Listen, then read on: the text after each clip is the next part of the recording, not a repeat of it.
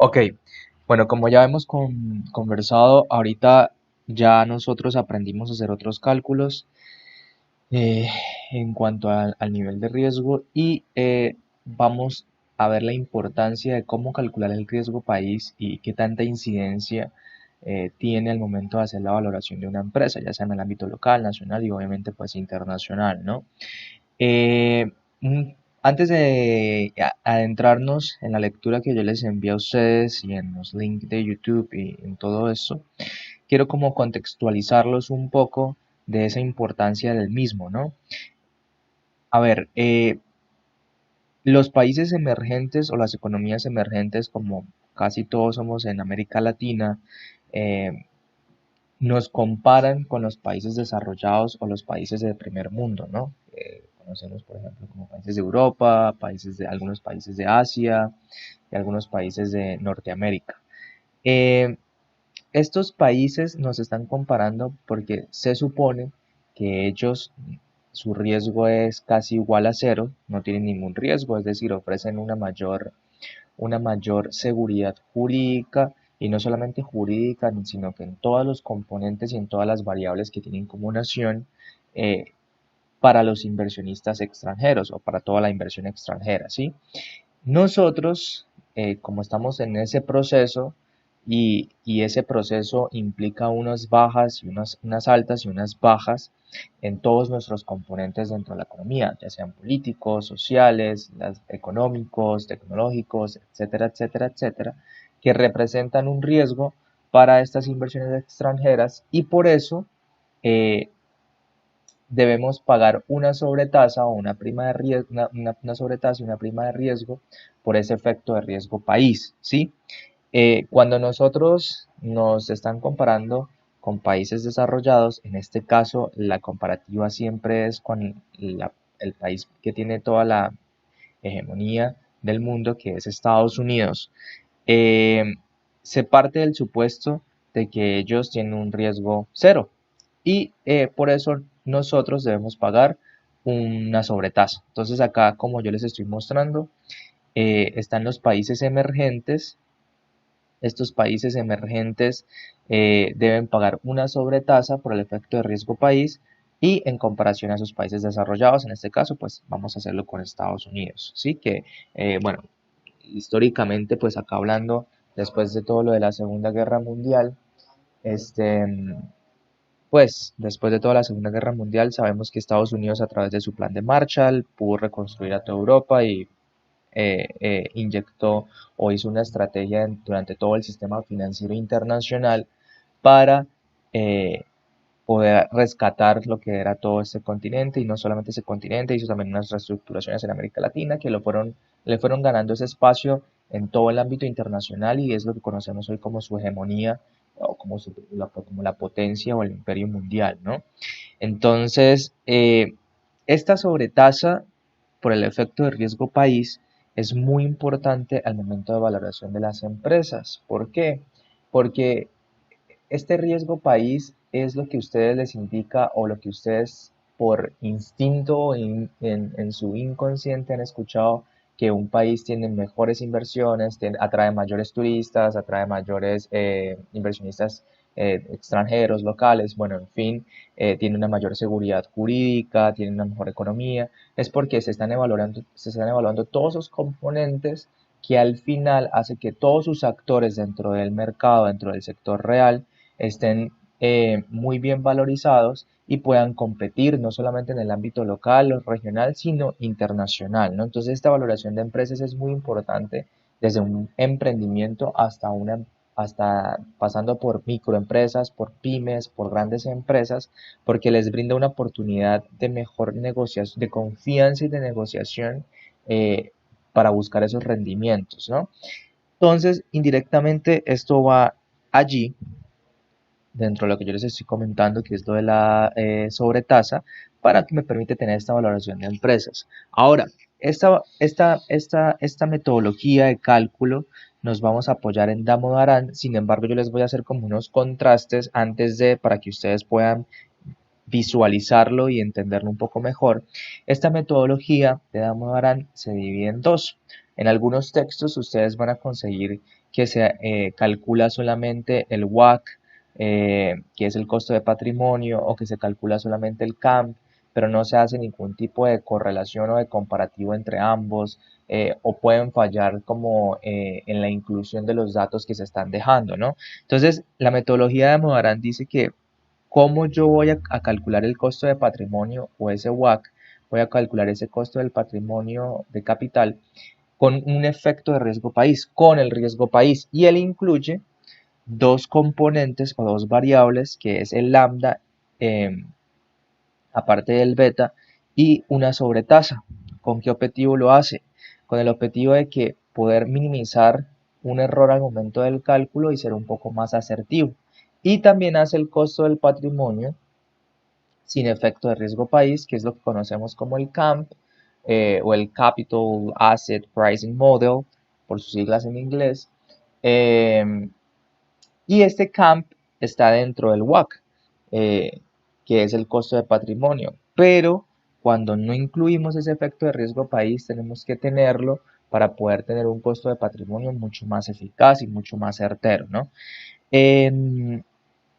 Con base en esto, Damodaran y otros estudiosos del área se basan en que este cálculo de riesgo país, pues también lo hacen las tres grandes calificadoras de riesgo, ¿no?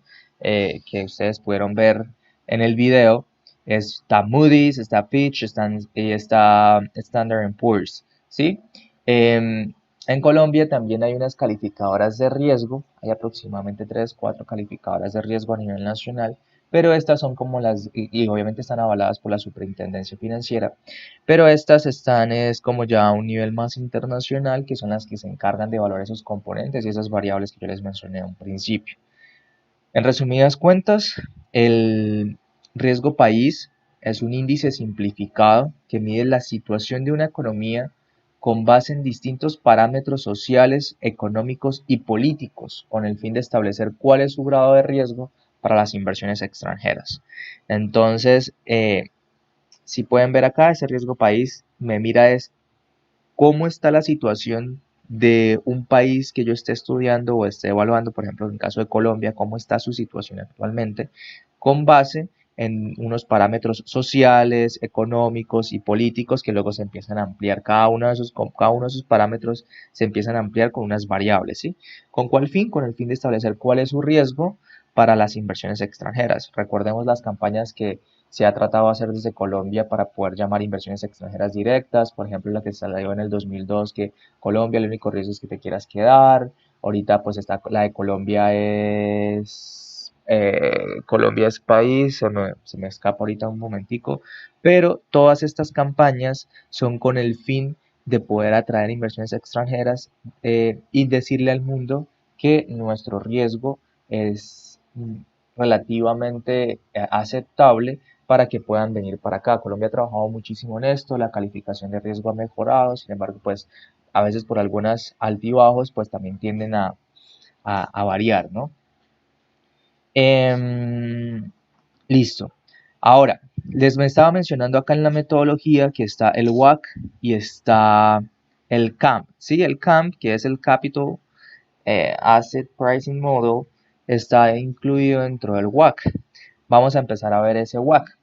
Ese WACC, que es el Weighted Average Cost of Capital, está compuesto de unas variables que es en la parte derecha que ustedes las pueden observar aquí, que son estas variables, las que están dentro del WACC. Pero antes de esto, regresemos a lo que todos conocemos como la ecuación general de la contabilidad o de las finanzas en este sentido para poder interpretar los estados financieros, ¿no? Cuando yo hablo de que activos es igual a patrimonio neto más pasivos, o activos es igual a patrimonio más las deudas, y yo hago referencia al lado izquierdo de la ecuación, estoy hablando de liquidez. ¿Y cómo yo obtengo esa liquidez? Al lado derecho ese patrimonio neto y esos pasivos, lo que se me están hablando son de unas fuentes de financiamiento.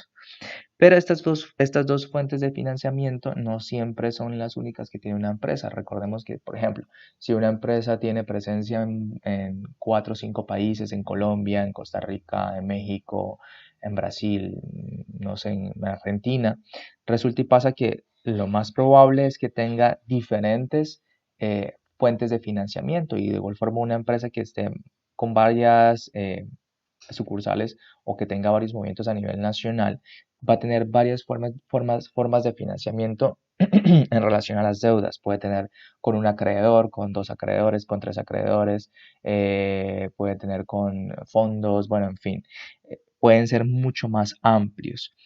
Y este patrimonio neto y estos pasivos tienen una diferencia en su naturaleza, que es su exigibilidad. Los pasivos, como es algo un poco más concreto a una decisión de financiamiento, algo más concreta, llamémoslo corto, mediano, largo plazo, pero más concreto, esto se puede conocer como una exigibilidad expresa, mientras que el patrimonio neto, ya cuando se está haciendo toda la rentabilidad financiera dentro de la empresa para ver qué tanto es rentable la gestión del capital que yo estoy invirtiendo dentro de la misma, pues ya es un poco más una exigibilidad técnica, ¿sí? Recordemos los indicadores de rentabilidad que son el rentabilidad financiera, y el de rentabilidad económica que mide la operatividad de la empresa y el primero que es la financiera pues mide todo lo que es que también se está gestionando el capital de los propietarios o de los accionistas, ¿no? Entonces aquí traté de colocar un ejemplo. Si yo tengo un 50% de ese patrimonio neto que es de la rentabilidad financiera, en este caso ver cómo se está gestionando el capital de los propietarios y el otro 50% de las deudas y yo decidí tomar, no sé, con un acreedor una decisión de financiamiento de corto plazo que me lo está ofreciendo al 5%, pues yo necesito saber cuál va a ser ese costo de capital, ¿no? O sea, si estoy asumiendo una deuda y esa deuda con un acreedor me dice que, ok, esa tasa de interés efectiva, aquí en este caso, si no se las estoy diciendo con una periodicidad, vamos a asumir que es anual. Me dice que esa tasa de interés efectiva va a ser de 5%, pues yo necesito saber qué impacto va a tener dentro de mi patrimonio, ¿no? Dentro de mi costo de capital.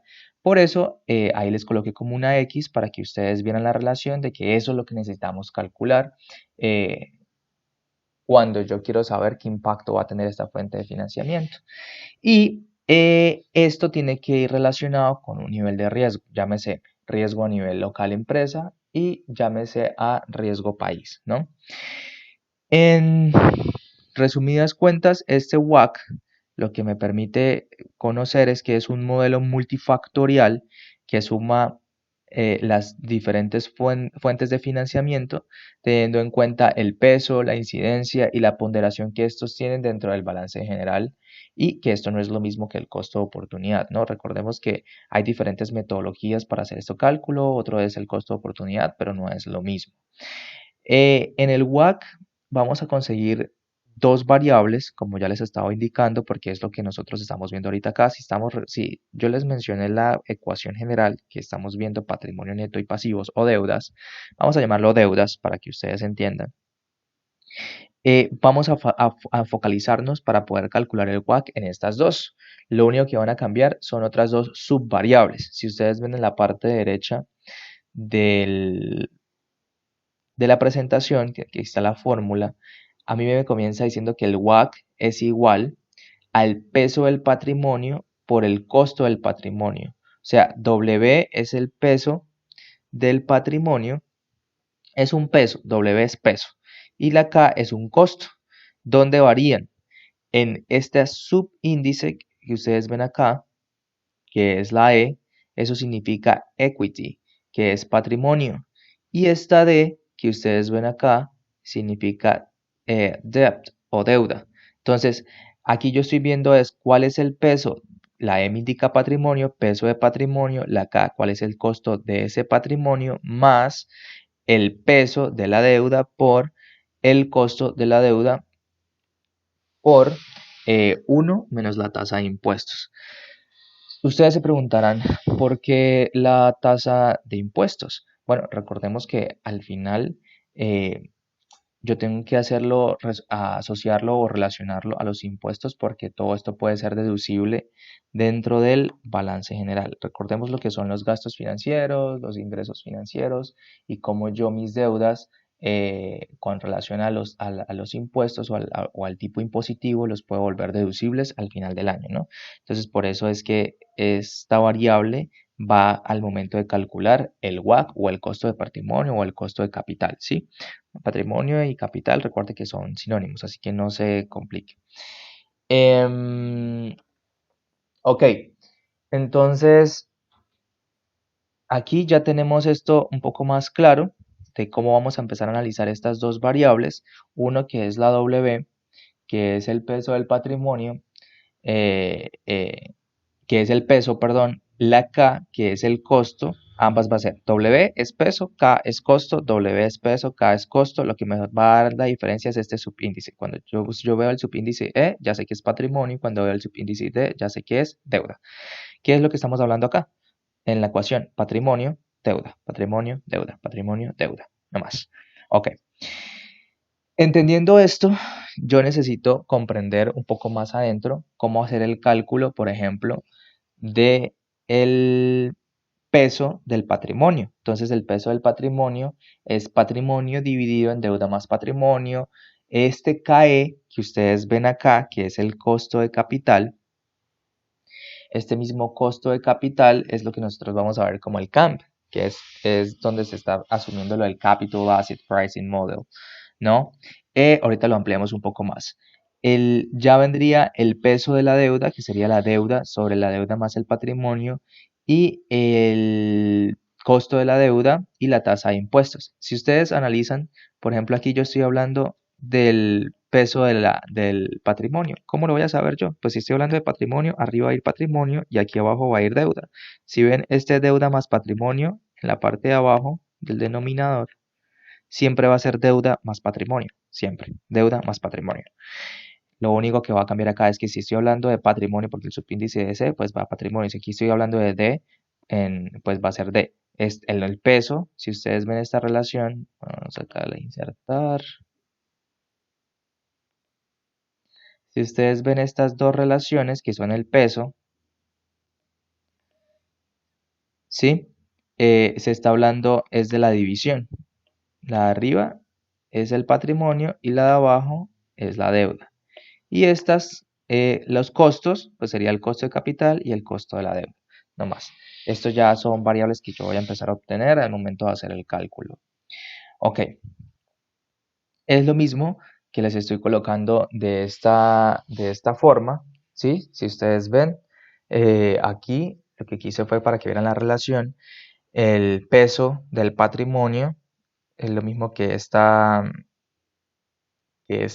división, el costo del patrimonio, del capital, ya es un dato que me dan completo, y el costo de la deuda, pues vendría siendo esta división, ¿sí?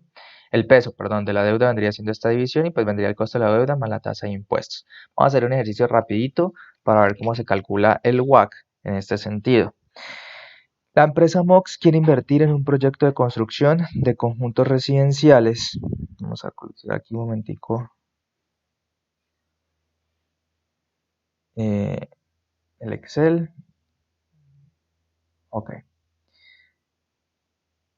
La empresa Mox quiere invertir en un proyecto de construcción de conjuntos residenciales en Colombia. Para ello, la empresa puede utilizar instrumentos de deuda o financiamiento equivalente a no más del 40%. Entonces me está diciendo que la deuda, que es una forma de financiamiento, no va a ser más del 40%. Em, para ello, la empresa puede, perdón, asimismo, la tasa de impuestos va a ser del 30%. Ampliarle aquí un poquito más. Y la entidad financiera que le apoyará le ofrece una tasa de interés del 9,23%. Tasa de interés del 9,23%. Aquí 9,23%. Ok. Los inversionistas quieren obtener un 16,5% rendimiento sobre la inversión. Eso es lo que ellos están esperando obtener, ¿sí? Eh, Eso es lo que ellos realmente quieren asumir dentro de su costo de capital. O sea, es lo que ellos están, es como el rendimiento esperado por parte de. Entonces, aquí vamos a colocarlo. Rendimiento esperado.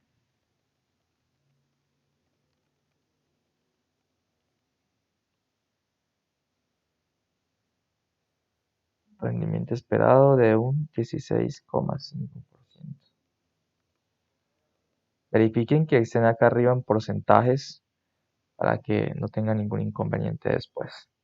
Y entonces me dice calcule el costo ponderado del capital, que es el WACC, ¿sí? Ok. Entonces, si a mí ya me está diciendo, un segundo para que puedan verlo mejor.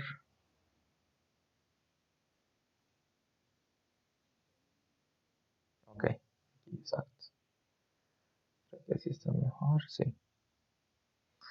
Entonces, si a mí ya me están diciendo que yo tengo que empezar a calcular uno por uno, entonces voy a calcular cuánto me da WE, cuánto es KE, WD, KD y 1 menos T. Entonces, si me está diciendo que la deuda es del 40%, pues el patrimonio, ese peso del patrimonio, debe ser el 60%. Entonces yo agarro y coloco 60% dividido en el 40% más 60%, que al final es 100, ¿no? Pero quiero que ustedes lo vean. Si ven, me va a dar 0,6. El KE, que es el costo de capital, que es el rendimiento esperado, recuerden que eso es lo que ellos están esperando obtener de estas ganancias, sería el 16,50%.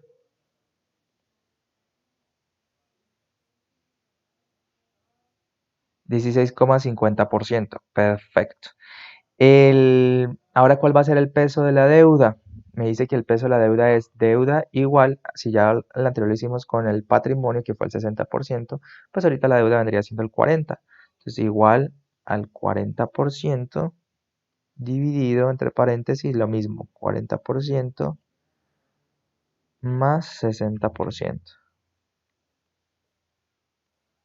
¿Sí ven? 0,4. Le coloco porcentaje aquí para que me lo lleve todo a porcentajes. El costo de la deuda viene siendo el 9,23%. Recuerden que este 9,23% es lo que se lleva a gastos financieros dentro del estado de resultados, ¿no? Y 1 menos T, que vendría siendo 1 menos el 30%. Perdón, no lo coloqué en fórmula. 1 menos el 30%.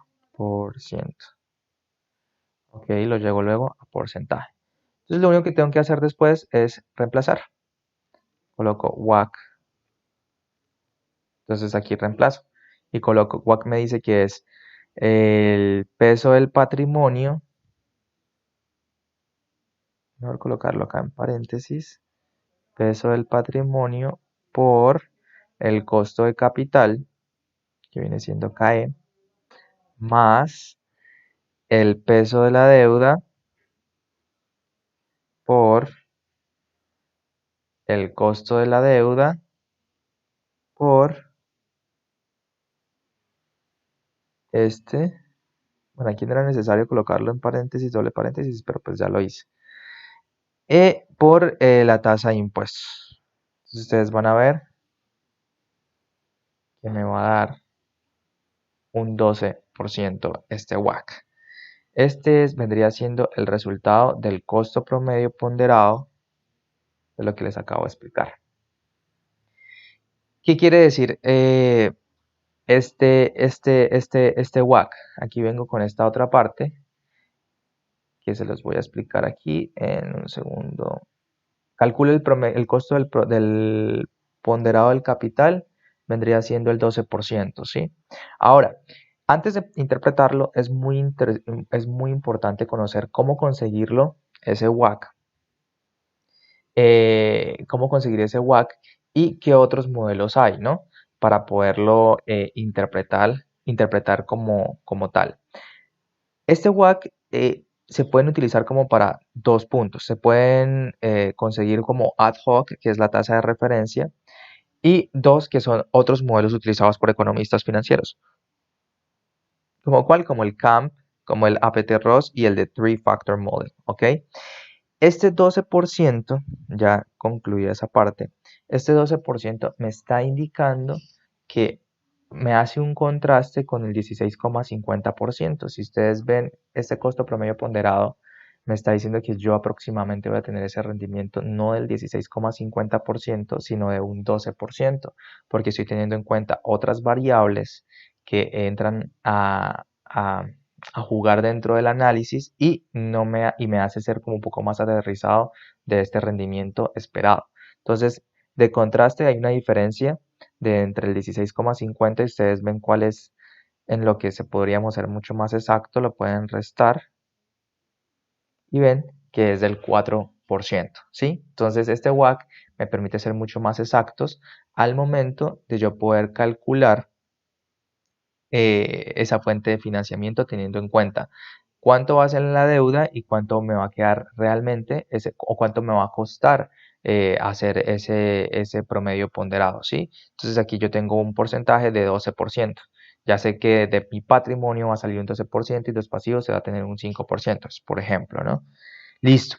Ahora, teniendo en cuenta más claro esto, que era lo que les mencionaba de cómo conseguir esto, si ven este KE que yo les coloqué acá que decía costo de capital, ese costo de capital es lo mismo que otros economistas llamamos como el CAMP o el modelo de evaluación o precios activos de capital, que yo fue el que les mencioné arriba, el Capital Asset Pricing Model y el APT de Ross y el Three Factor Model, ¿sí? Aquí nos vamos a apoyar o ampliar el CAMP, que es el primero. Este CAMP lo que me permite a mí conocer o evaluar ya es más que todo la palabra riesgo, ¿sí? Estaría dentro del mismo.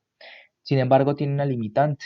El CAMP, cuando se desarrolló su metodología, se desarrolló pensando en economías desarrolladas, economías de primer mundo, ¿sí?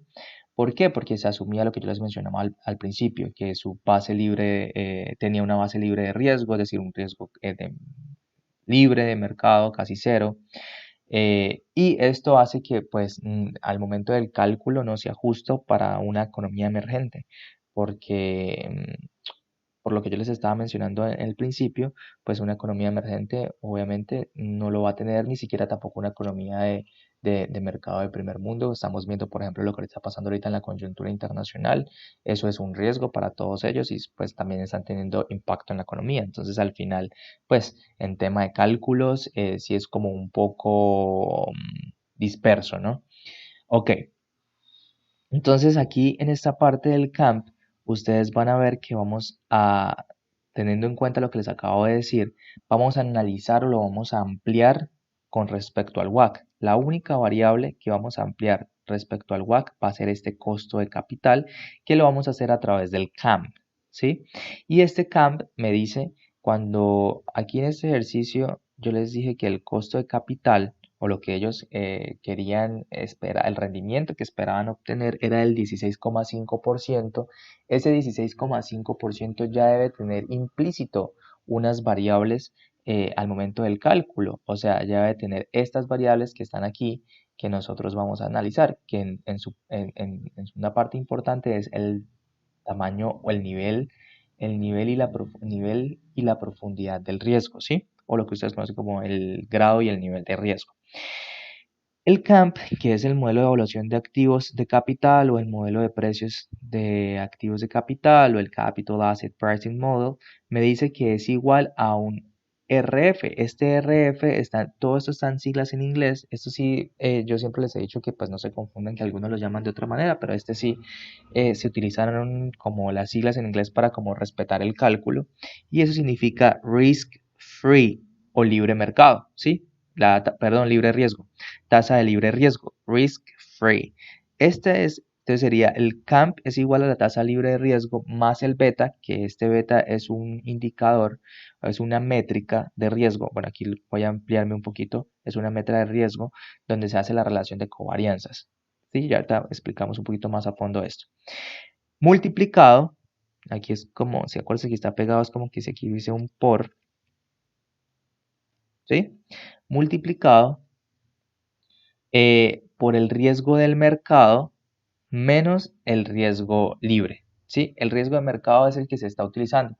A ver, aquí es, por ejemplo, cuando yo les estaba diciendo que se compara una economía emergente con una economía desarrollada, que en este caso va a ser Estados Unidos. Entonces, Camp me dice que yo coloco la tasa libre del mercado en Estados Unidos, que eso lo van a conseguir en el Departamento del Tesoro, que ahorita les explico más a fondo, que es cero casi prácticamente cuando se iguala.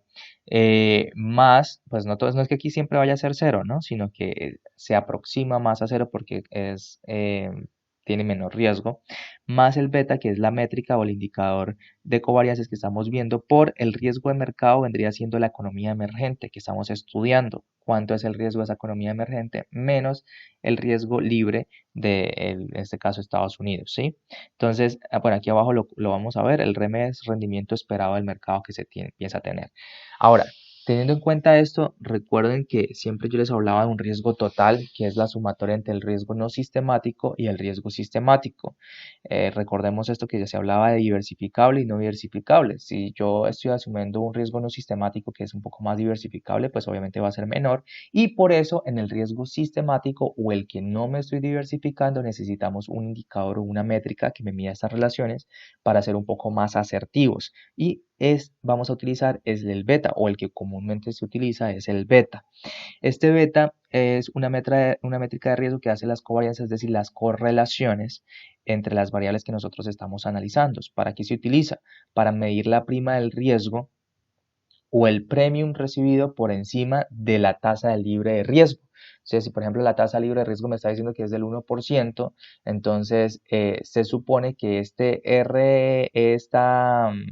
beta me va a ayudar a medir la prima de riesgo por encima de esa misma tasa. Esa está asumiendo asume, perdón, aquí está, asume que el mercado, esta métrica se asume que el mercado, una empresa, al momento de hacer su análisis, o un país, asume que el mercado es igual a 1.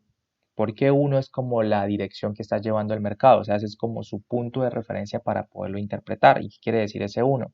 Que si a mí el beta me da menor que 1, quiere decir que es menor riesgo, pero si me da mayor que 1, me da mayor riesgo, ¿sí? Era lo que nosotros siempre hablábamos de riesgo versus rendimiento, ¿no? Si yo tengo mayor riesgo, pues, tengo mayor rendimiento. Si tengo menor riesgo, pues tengo menor rendimiento. Ahora, em, aquí yo puse dos acotaciones que quería resaltarles. Por ejemplo, cuando hablamos de un beta alto, es cuando me dan en puntajes 3 o 4 puntos.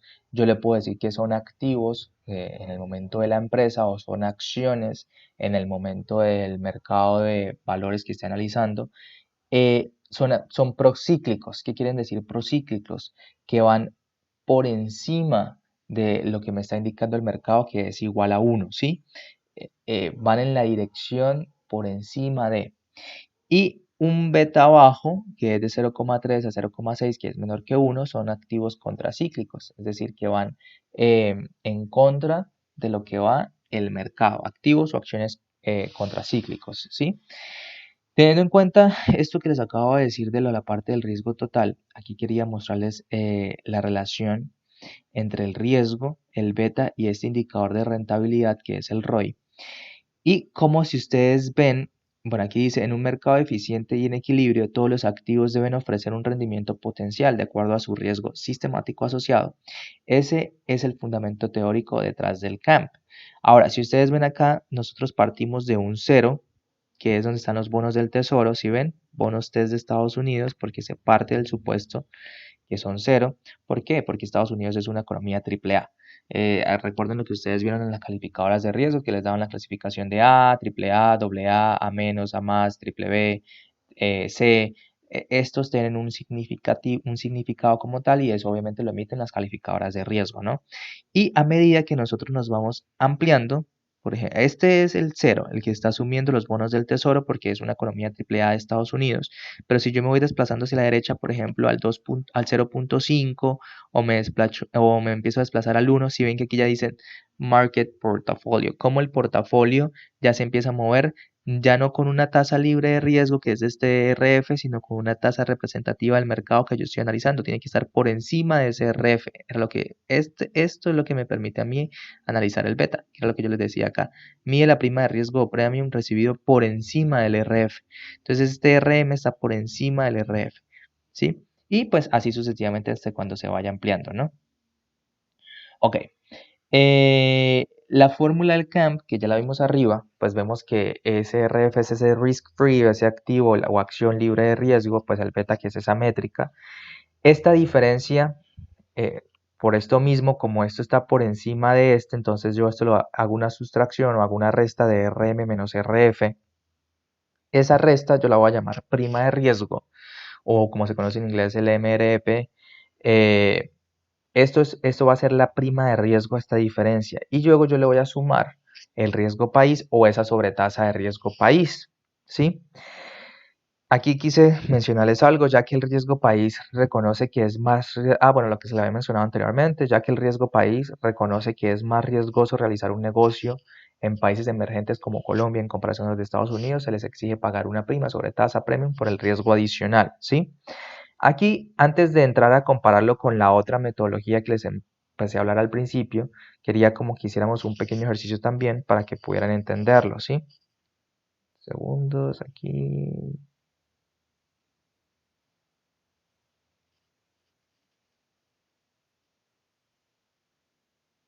Aquí me dicen, una acción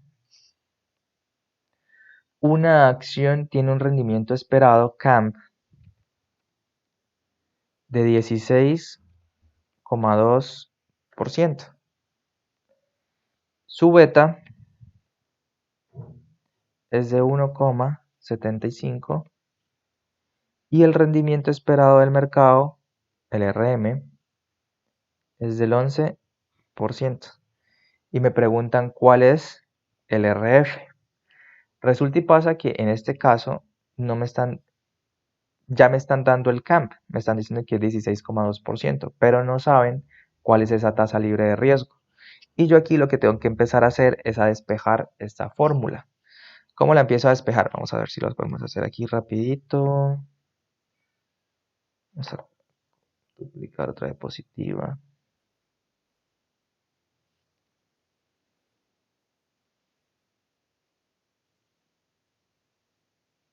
En un segundito. Para que la despejemos y ustedes lo entiendan mucho mejor.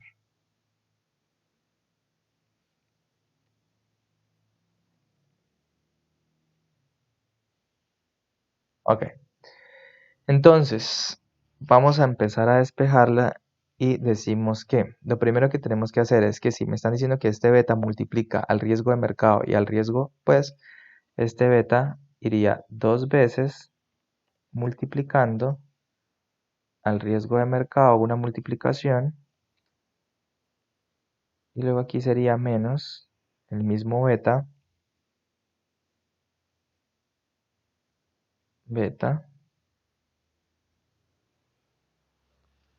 por RF. Voy a quitarle este por porque ustedes ya saben que está multiplicando.